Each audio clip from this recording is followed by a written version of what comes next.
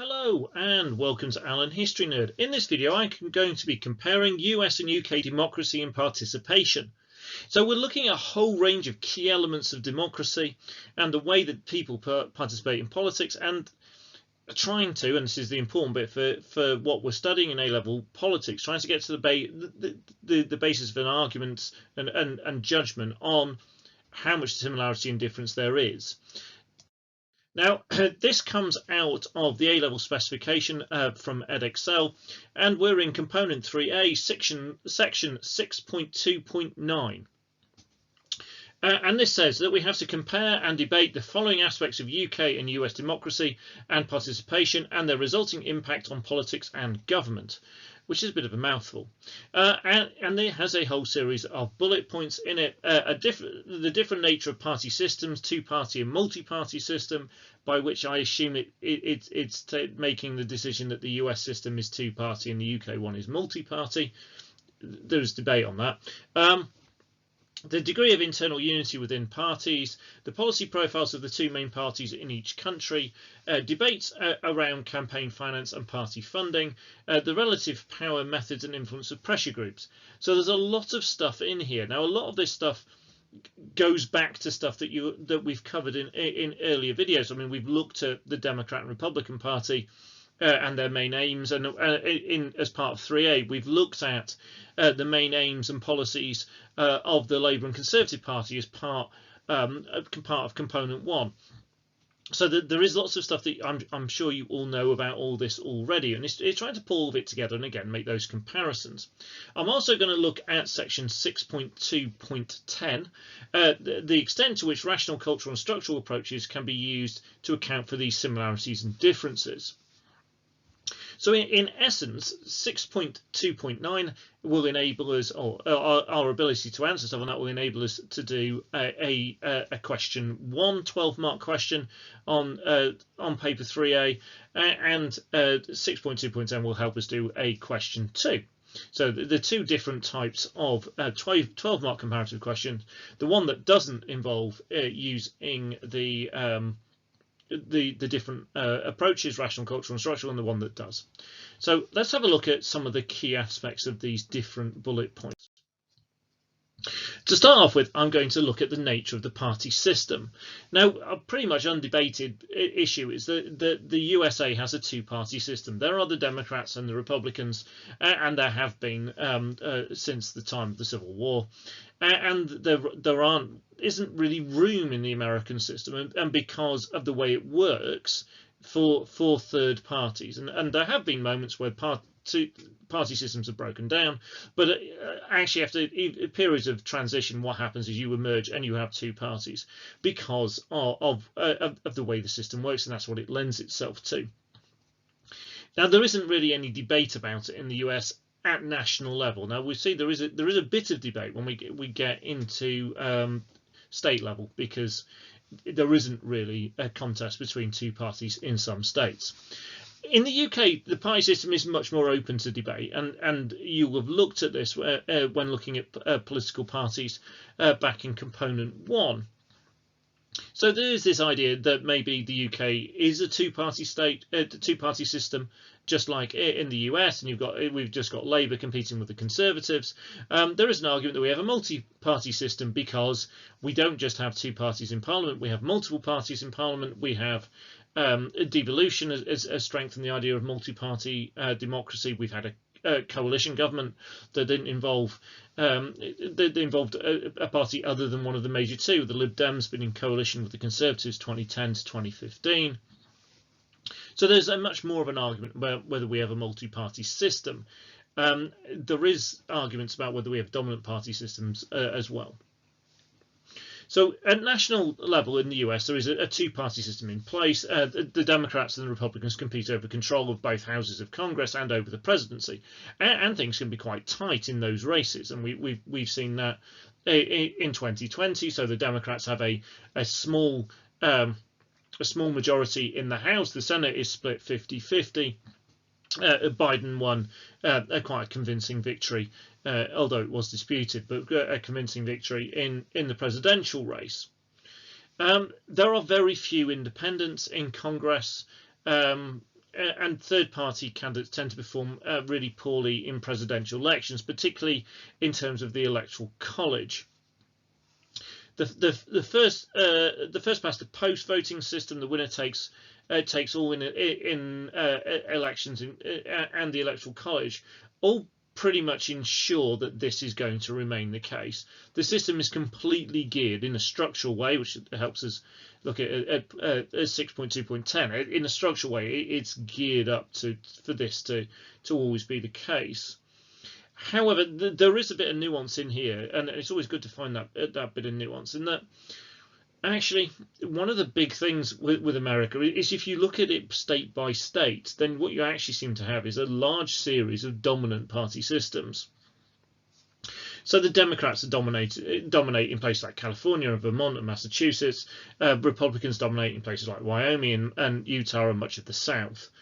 Now, so for example, if we look at California, which is the biggest, most populous state, then the governor is a Democrat. The state legislature, 30 of the 40 seats are held by Democrats. In the that's in the Senate, in part of the state legislature. In the assembly part of the state legislature, then 59 of the 80 seats are held by the Democrats. So they've got 3/4 of the state Senate, and they've got 59/80ths of the assembly. So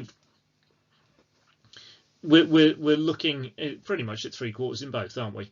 It's absolutely dominant. When California sends representatives forward to national government, then 43 of the 53 members of the House that come from California are Democrat, and both the senators are Democrats. So is there a two-party system in California? Well, not really, because the Republicans can't really compete, and it is repeated in a whole range of other Democrat states, and it's also kind of then repeated in reverse in a load of Republican ones. And this means in presidential elections, we get this huge focus on swing states, because actually the results of most states are already known. So at a national level, we do have a two-party system in the US, but actually at state level, then you could say in a lot of states you've got dominant party system. The UK traditionally was always seen as having a two-party system as well, but the dominance of the Conservative and Labour Party doesn't match the dominance of the Republicans and the Democrats in quite the same way. So we do have a third party that's had a big impact, and a number of other parties that had an impact as well. So the Lib Dems are a third national party, and they've had a significant impact on elections through the last few decades, including ending up as a part of a coalition government 2010 to 2015. They have declined since. So some of this argument about the party system in the UK continues to be held and continues to change. UKIP and Brexit Party have picked up significant numbers of votes, but again, because of structural reasons, because of voting systems, those haven't transferred into seats in Parliament, but they have in other elections, notably in European elections. The Greens have increased their support quite significantly, but again tend to have one seat in Parliament. But they are playing a role in a whole range of different ways in terms of putting things onto the policy agenda, notably with UKIP and the referendum, with Greens and Green policy. So they have an impact on UK policy, which makes it look more like a multi-party system. However, the Conservative Labour joint share of the vote jumped in 2017, and though they're not free. And although we do get kind of alternating governments between Conservative and Labour Party, they don't actually alternate all that frequently. So again, you could talk about dominant party system. So for example, the Conservatives have been in government either in coalition or by themselves for the last 11 years. Before that, we had 13 years of Labour government. Before that, we had 18 years of Conservative government. So I say they alternate, but it's not like it kind of goes Conservatives win one election, Labour win the next, and so on. It hasn't worked like that for quite a long time now. In terms of the party systems, devolution has had a big impact. It's led to the emergence of the SNP as a hugely significant force in British politics, both in Scottish Parliament elections, where they are the biggest party. There's just been the 2021 election to the Scottish Parliament, and the SNP fell just short, just by 1 seat short of holding an overall majority. And they hold by far and away the majority of Westminster seats in Scotland. So in that, again, SNP alongside Lib Dems and then alongside Conservatives and Labour, this again looks like a multi-party system.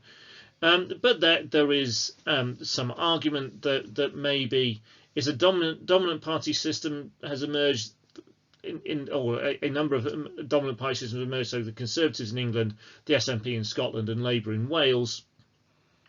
And this has been evident in the 2019 general election and in the council and devolved parliament elections of 2021, that we seem to have individual parties that are particularly strong in each of those home nations. Now, the next part asks us to look at the degree of internal unity within the parties.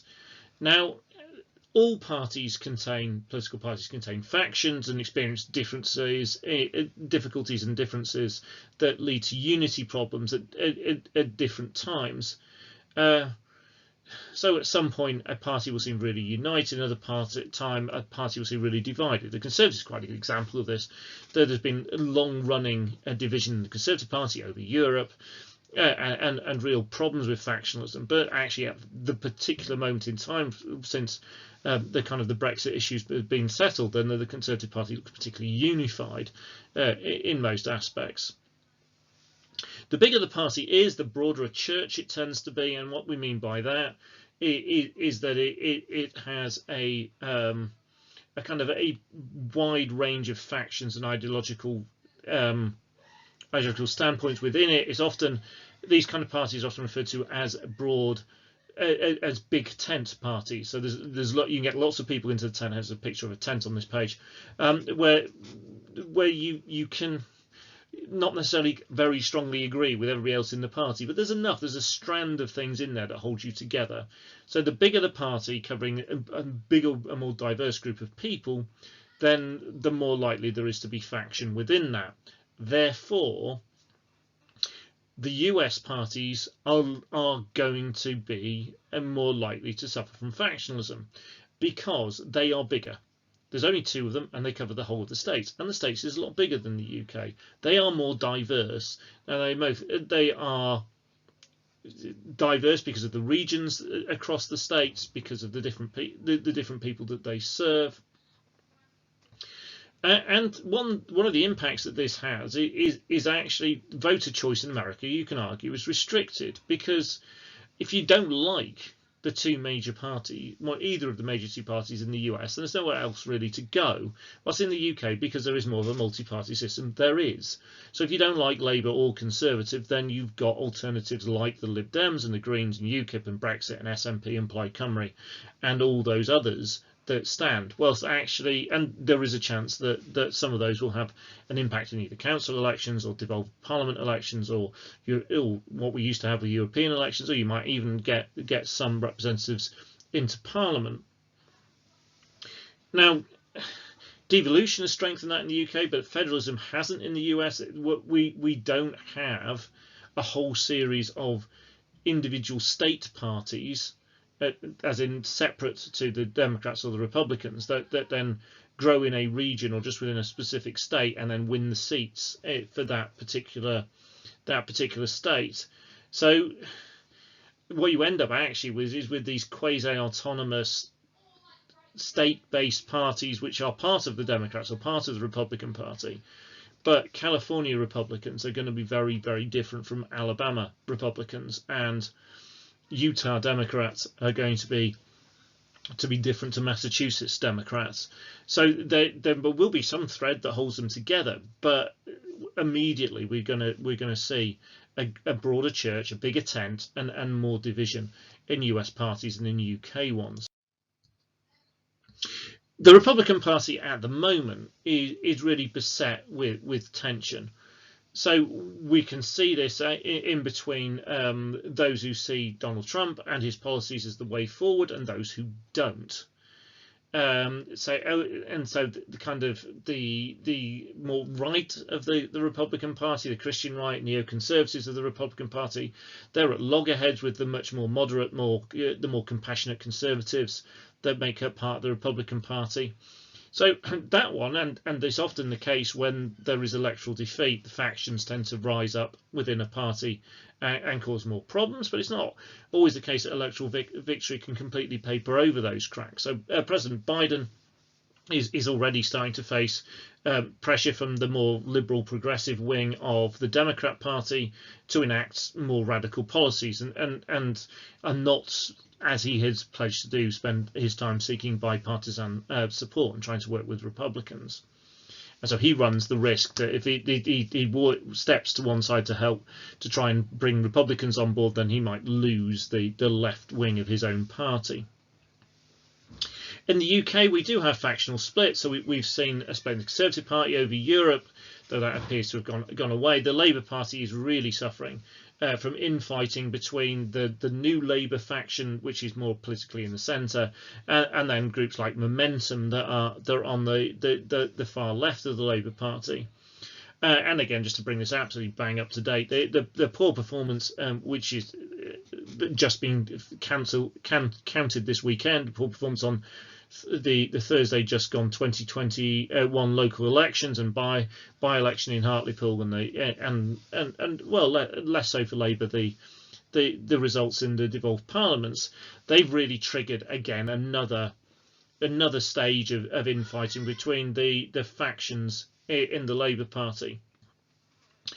In both countries, factionalism tends to get worse as performance dips, as I've already said, and therefore the Conservative Party are far less likely to be suffering from this at the moment than the Labour Party are. The Labour Party are prone to this anyway, but are even more likely to suffer. And I think it's going to be a prolonged bit with the Labour Party. So generally speaking, we would say that factionalism is stronger and more of an issue in the States than it is in the UK. Party unity tends to be much stronger in the UK, and again, parliamentary systems and things lend it to that. But at the moment, the Labour Party might go against that general rule.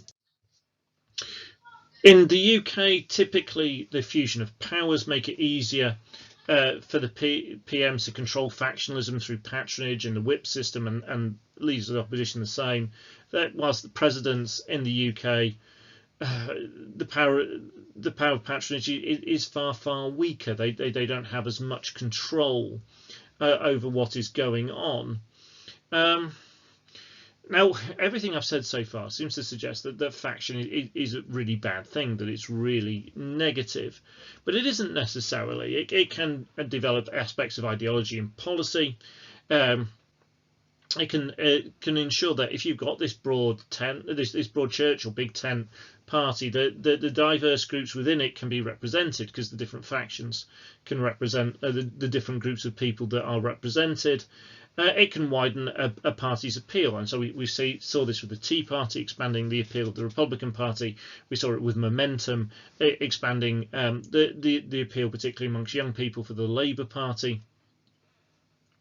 And this can transfer into support and representatives of the party at the ballot box, and it can also generate more funding, and it can lead to challenges to the kind of the ideas and the policies of the party leadership and the party establishment, and that's all good for democracy. Interestingly, partisanship in the US has grown to become far more significant at the current moment in time than it has been in previous time periods. And we see the struggle with the factions, but it looks like some particular factions are winning, and the factions that seem to be winning in the Republicans seem to be right on the right of the Republican Party, and the ones that are winning in the Democrat Party seem to be to the left of the Democrat Party. And this is leading to greater political division, but in a way, growing partisanship tends to kind of polarize the population, and therefore it has a kind of almost lead to a greater unity within the parties, because they don't accept anything outside a kind of narrow band of ideology. I mean, we definitely saw similar things recently in the UK with Brexit causing a great deal of division. In terms of the policy profiles of the main parties, what I'm going to do is I'm going to pair them up. So to start off with, I'm going to pair the Conservative Party and the Republican Party. I'm going to look at similarities, and then I'm going to look at differences. So in terms of similarities, they are the right-wing parties of their respective countries, though this does come with a big warning sign. The political spectrums of the two countries are very different. So what's right-wing in the UK is not necessarily right-wing in the US because of these variations. Both do want to reduce the size of the state and want to reduce the size of government spending, notably on welfare. So the Conservatives brought in austerity in 2010. They brought in the bedroom tax. They brought in universal benefit, the aim of which is to bring down the benefit bill. Republicans opposed the Affordable Care Act. They opposed the writing of larger support checks during the COVID crisis. Generally, both Conservatives and Republicans will cut government spending in all areas other than defence and possibly law and order. But in all other aspects, they will try and reduce the state and reduce spending. Now, the starting point on what is deemed a large amount and a respectable kind of level of spending is different in the two countries, but they are the right of the spectrum in both countries, and therefore they share that basic aim. Both support the idea of individual responsibility, and they champion tax cuts, and particularly for the wealthy, that tend to support these parties in both countries. And they tend to resist things that they think interfere in the market, such as minimum wages, and again, it's a bit like we said above, higher welfare payments. Both champion free market economics, though there is again a degree of confusion on some of this, because Trump isn't completely a free marketeer, because he's brought in protectionist policies, and the Conservatives in the UK seem to have a negative attitude towards the EU single market, but both sides would inherently see private sector as being better than public sector in terms of delivering economic growth and the way that things should be run. Both oppose over protection and granting of some civil rights, and both express views in what might be termed traditional family values, and therefore are socially conservative in terms of the spectrums of the two countries. Socially conservative is a much more extreme form of socially conservative in the US than it is in the UK. The two parties, though, as I said, are not completely identical. The Conservative Party in the UK, for example, continues to support the NHS. This is something that would be considered to be wildly socialist in the US, and the Republican Party even opposed the Affordable Care Act, which is just about universal health insurance. In the UK, it was a Conservative Prime Minister, David Cameron, that introduced the Gay Marriage Act, something that fundamentally the majority of the Republican Party would oppose. Other social policy issues that divide US politics, very, very strongly divide US politics, and with the Republican Party very firmly on one side, such as abortion, are not really issues in the UK, and it's not necessarily something that you would find universal agreement on in opposition to it in the Conservative Party. Some would and some wouldn't. It doesn't tend to be a party political issue in the UK. The Conservative Party in the UK are a lot greener than the Republicans in the US. So we've seen whole elements in the Republican Party in the US in kind of climate change denial and huge support for the coal and gas industries, and oil industry, whilst the Conservative Party in the UK have made some quite radical steps in terms of trying to reduce long-term emissions. Another one, which again is a kind of cultural difference, I suppose, in a way, though you can argue that these cultural differences are maybe less so now we've had Trump at the head of the Republican Party for a number of years. But in the UK, we have Boris Johnson, who is currently living with Carrie Symonds on Downing Street, and they aren't yet married, and they have a child. This really is an example of the cultural differences. It would be really hard to imagine the Republicans choosing a leader in those kind of circumstances. And religion is far less significant in UK conservatism than it is in US republicanism. In fact, actually, what we normally find to be the case in the UK is that church leaders in the UK are often very critical of the Conservative Party, particularly when it comes to issues such as welfare and poverty. And so there are lots of Christian people within the Conservative Party, and there are links traditionally to the Church of England. This fundamental kind of underlying religious ideas that underpin a lot of republicanism aren't there in modern day conservatism to the same extent. So the second pair of parties I'm going to look at are the Labour Party and the Democrats. So these are on the left of the political spectrums in their comparative countries, but the political spectrums, as I said, are very, very different. So they both are the champions of social justice and take the side of disadvantaged minorities, and we see examples of this. For example, it was a Labour government that introduced the Human Rights Act. It was the Democrats that introduced the Civil Rights Act and voting rights bills in the 1960s. Both are more likely to favour government intervention in people's lives, in particular the belief that this intervention can do good, and that you are more likely to, or you're likely to find a higher level of government expenditure under a Labour government than you are a Conservative one, and under a Democrat government than you are under a Republican one. Both have argued for greater welfare provision than their right-wing counterparts, and greater spending on public services. So, for example, it was the Labour Party that created the NHS. It's the Democrats who came up with the Affordable Care Act. Both support socio-economic policies to remove inequality, therefore, for example, pushing for higher minimum wages and greater workers' rights, and higher taxes on the rich and on corporations. Both attract a hugely high percentage of young voters. So there are a great number of similarities. There are also actually some really fundamental differences. So the Labour Party came out of the trade union movement and have, to a degree, and there is an argument about this in the UK, but they have socialist credentials to some extent. The Democrats, and no matter what you heard or you hear said in America, on the fundamental basis of what is socialism, the Democrats are not socialists.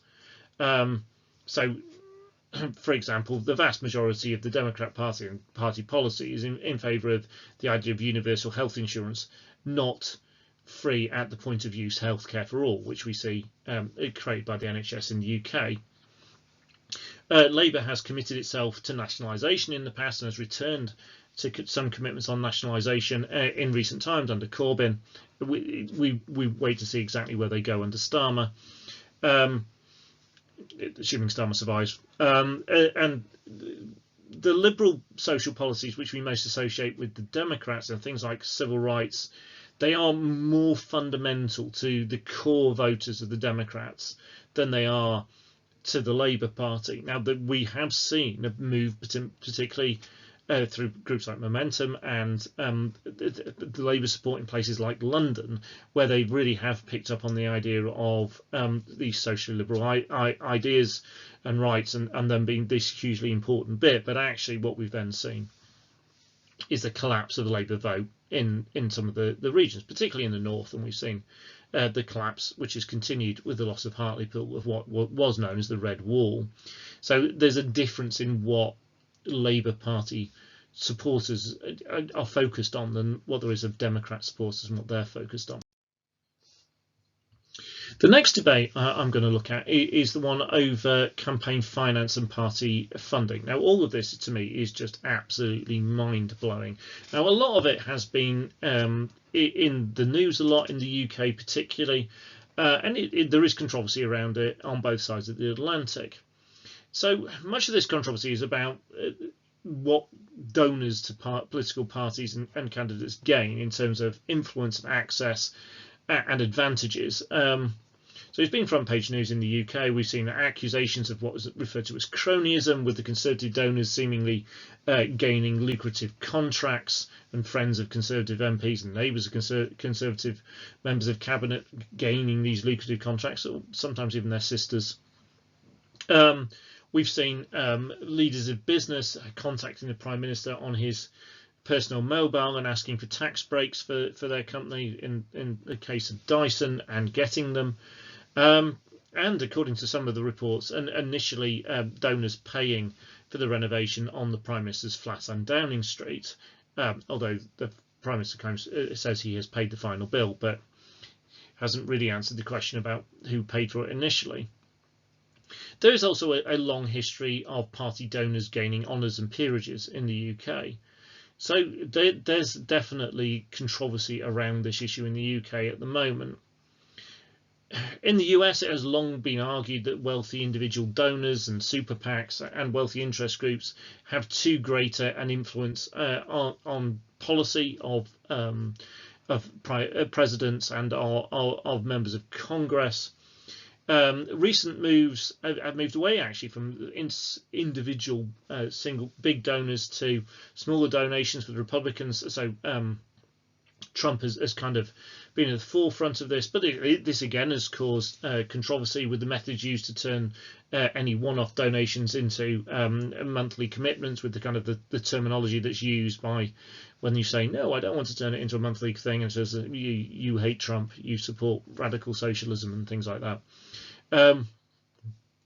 Now, one bit we can definitely say about campaign financing and funding is Trump's ability to raise money has been the thing that has mainly kept him as such an influential figure in the Republican Party despite his electoral defeat. And so he's going to be an influential figure going into 2022 because he's got a super PAC that can provide large amounts of money for candidates he likes. Now, a big bit with the debate is looking at how the rules work in the different countries. Now, I'm going to start off by looking at the UK. So there are legal constraints. So we've got a couple of pieces of legislation, and then we've got the key organisation in the UK, which is the Electoral Commission. So the Political Parties, Elections and Referendums Act of 2000 meant that parties had to register with the Electoral Commission, who then set limits on donations and monitor the donations parties received and how they spend the money and whether any rules are broken. The Transparency of Lobbying, Non-Party Campaigning and Trade Union Administration Act of 2014 meant that any group spending more than £10,000 had to register with the Electoral Commission. And again, that they could then monitor and check it. No rules were broken on these. There are limits in the UK for candidates and overall party spending on elections, and groups are also limited in terms of how much they can spend on behalf of campaigns or in terms of particular issues. There are, however, no limits on how much a group can or individual can donate to a party. So there's no limit on how much a group can donate to a party. In the US, we see some similarities in that there is a key organisation, which is the Federal Election Commission. There has been legislation on it. The big difference has come with the Supreme Court case. So there had been attempts to restrict campaign finances and party funding with the Federal Election Campaign Act of 1974 and the Bipartisan Campaign Reform Act of 2002. But these have been massively undermined by the Citizens United versus FEC case of 2010. And this is a judgment based around First Amendment rights. Essentially, it removed all limits on spending, and this is what led to the creation of super PACs. So although there are rules on candidate spending and some elements of campaigning, that essentially it's deemed to be a freedom of speech, freedom of expression point, that organisations can't be restricted from spending as much money on election campaigns as they feel fit, because that is their right to express their view, and therefore super PACs and the amount of money they spend has skyrocketed. Candidates can receive some state funding in return for agreeing to spending limits. Presidential candidates now don't take that money because they don't want to agree to the spending limits. The amount spent is much higher in the UK. Now, the estimates going on for 2020 have put the figure of somewhere around $14 billion, which is double what was spent in 2016. And yes, it was a hard-fought and highly controversial election, and really high voter turnout and everything else, but $14 billion, this is absolutely astronomical. Now, the Federal Election Commission, or FEC, regulates campaign donations and spending, but whilst there are limits on hard money, this is money given directly to a candidate, there isn't on soft money, and that's money given to parties and spent on candidates' behalf on particular key issues or things like that.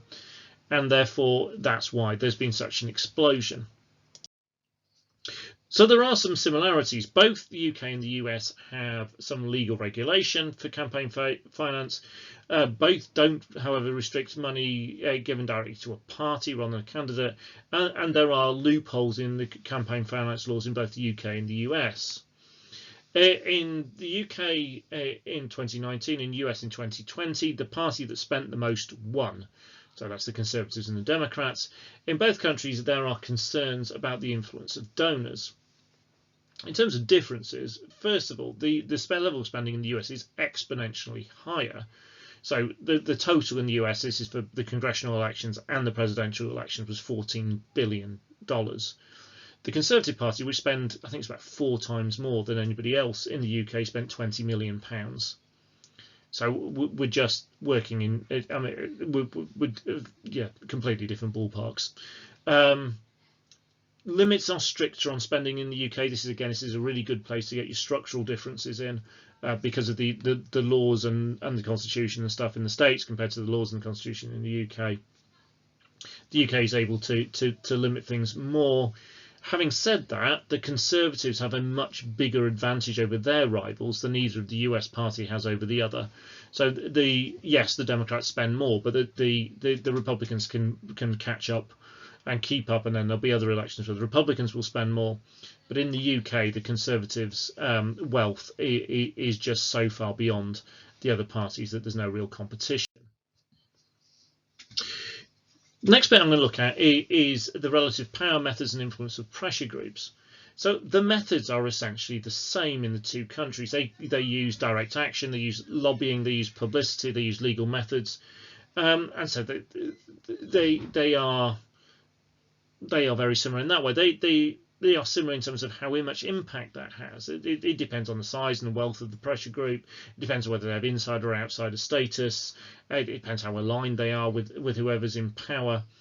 One of the differences, again, we go to the structural thing, is that with a codified constitution, including a Bill of Rights in the US, the legal methods are more important in the US. Taking things to the Supreme Court is more of a way that the pressure groups in the US can seek their kind of long-term goals, and these legal campaigns have greater chance of success. And we look at groups like the NAACP, and then also groups like the NRA that have extensively used the Supreme Court in trying to gain the policy areas and policies that they want in the areas they're interested in. There are far more access points in the US system than there are in the UK because of separations of powers and because of federalism.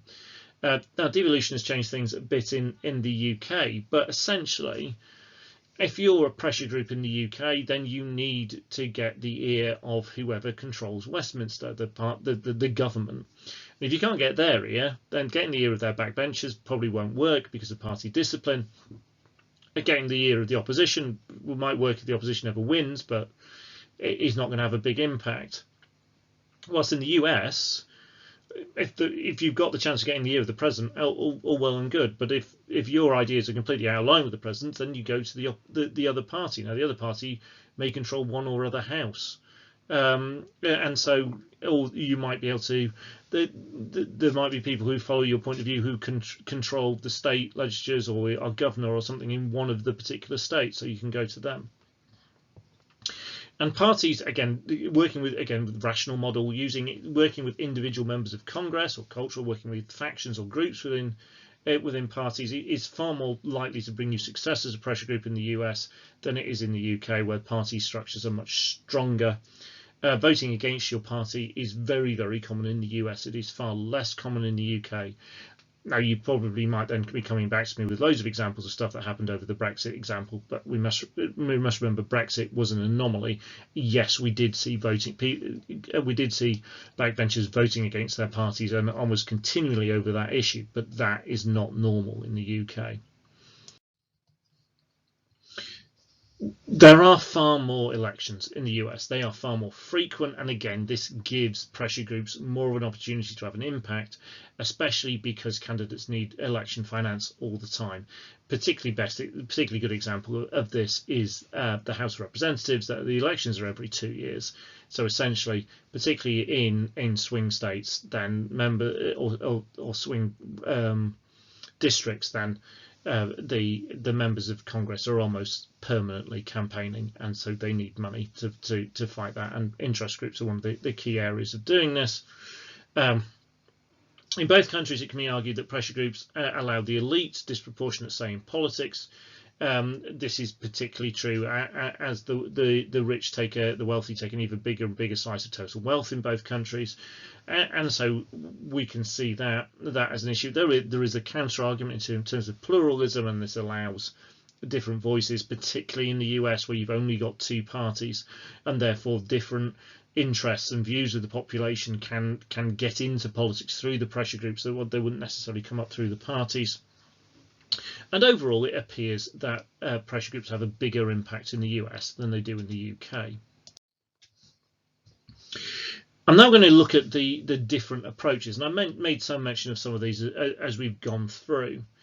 Now, the rational approach is useful when we're thinking about choices made by individuals. So, for example, individuals deciding who they're going to vote for, about deciding whether they're going to donate or not to a political party, about whether they're going to join or donate to a pressure group or interest group, and also the actions of individual politicians. And again, we talked about things like party structure and party unity being stronger in the UK. So maybe in the US, politicians are more likely to follow the rational approach in terms of making decisions themselves. So in both countries, individuals can act in a way that best suits their rational self-interest, the rational model, but in both these are restricted by structural issues. So, for example, restrictions to regulations or constitutional constraint. In the US, individuals are empowered with greater protection of their individual rights, and so this can lead to greater success of things like pressure groups. In the US, individual politicians have greater freedom to act in their own interest, though this is, again, not always the case. So, for example, we do see politicians going with their own rational thought and not going with their party, but it does, and we do sometimes see this having quite strong or quite serious ramifications. A really good example of this is the reaction to those Republicans who went against Trump over his impeachment, politicians like Liz Cheney, who have then really seen a kind of backlash for this afterwards, showing again maybe, yes, in the US normally we say that there's more option for rational choice, but actually the consequences of that can be as strong in the US as they are in the UK. The cultural approach is an interesting one, so that's useful when we think about a lot of the stuff that's been involved in this particular topic. So things like political parties and factions or caucuses within parties, pressure groups, voter groups. So in all of that, cultural approach can be a really effective one of looking at these issues. And you could talk about the cultural stuff with the parties that are more united in the UK.